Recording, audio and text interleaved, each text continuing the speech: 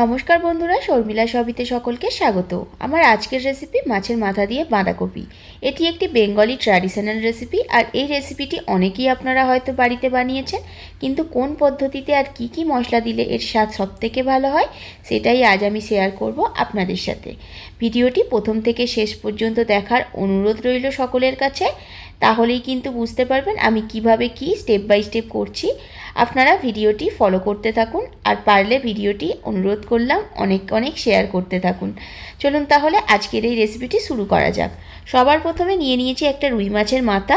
এরপর এখানে দিয়ে দিলাম পরিমাণ মতো নুন আর সামান্য একটু হলুদ গুঁড়ো। এবার ভালো করে এটাকে মাখিয়ে সাইড করে রেখে দেখুন বাঁধাকপিটাও সরু সরু করে কুচিয়ে নিয়েছি। বাঁধাকপিটার মধ্যে এবার অল্প একটু জল দিয়ে এটাকে একটু আমি সেদ্ধ করে নেব। ততক্ষণ একটা মশলা বানিয়ে নেব। একটা বাটিতে দিয়ে দিলাম পরিমাণ মতো হলুদ গুঁড়ো, পরিমাণ মতো লঙ্কা গুঁড়ো, দিয়ে দিলাম হাফ চামচ জিরে গুঁড়ো, হাফ চামচ কাশ্মীরি লঙ্কা, আর দিলাম হাফ চামচ ধনে গুঁড়ো, আর একটু জল দিয়ে এটাকে ভালো করে একটা মিহি পেস্ট বানিয়ে নিচ্ছি। এরপর এখানে দিয়ে দেব হাফ চামচের মতো আদা আর রসুন বাটা। আদা রসুন বাটা একসাথেই বেটেছি আমি এখানে। এবার সমস্ত কিছুকে একসাথে ভালো করে এইভাবে মিশিয়ে নিচ্ছি। এটাই কিন্তু আজকের স্পেশাল রেসিপির মশলা। দেখুন এখানে বাঁধাকপিটা হালকা সেদ্ধ করে নিয়েছি, এবার জলটা ঝরিয়ে নিয়েছি। অবশ্যই জল ঝরিয়ে নিতে হবে। আর আলু দেখুন এইভাবে কেটে নিয়েছি। এবার একটা কড়া গরম করে তাতে দিয়ে দিলাম পরিমাণ মতো সর্ষের তেল। তেল গরম হয়ে যাওয়ার পর দিয়ে দিলাম মাছের মাথা। আমি এখানে এক পিস মাছের মাথা ব্যবহার করেছি, যেহেতু মাথাটা একটু বড় আছে তাই। আপনারা চাইলে এখানে কাতলা মাছের মাথাও কিন্তু ব্যবহার করতে পারেন। মাছের মাথা ভেজে তুলে নেওয়ার পর ওই তেলেই দিয়ে দিলাম একটা শুকনো লঙ্কা আর হাফ চামচ গোটা জিরে। তারপর দিয়ে দিলাম একটা মিডিয়াম সাইজের মিহি করে কুচিয়ে রাখা পেঁয়াজ। পেঁয়াজ একটু হালকা ভাজা ভাজা করে নিয়ে দিয়ে দিলাম কেটে রাখা আলু। আলুগুলো পেঁয়াজের সাথে ভালো করে ভেজে নেওয়ার পর দিয়ে দিলাম হাফ বাটি মটরশুঁটি।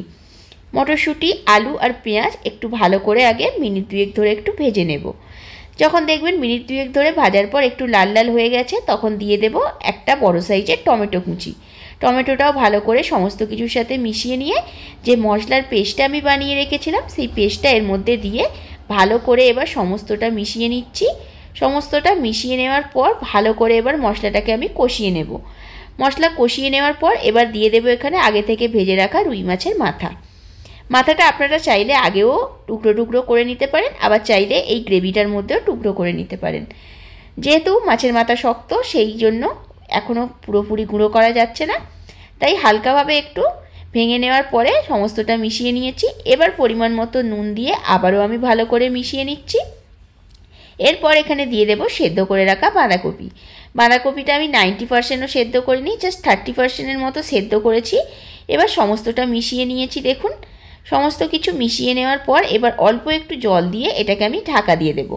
5 মিনিট পর ঢাকনাটা যখন খুললাম দেখুন জল পুরো শুকনো হয়ে গেছে, আর বাঁধাকপি পুরোপুরি বয়েল হয়ে গেছে, তার সাথে আলুটাও কিন্তু বয়েল হয়ে গেছে।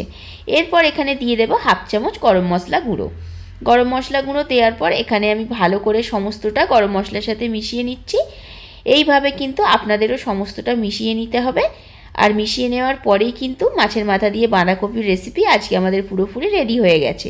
ভিডিওটি ভালো লাগলে অবশ্যই লাইক, কমেন্ট অ্যান্ড শেয়ার করবেন, আর চ্যানেলটিকে সাবস্ক্রাইব করে দিয়ে আমার পাশে থাকবেন।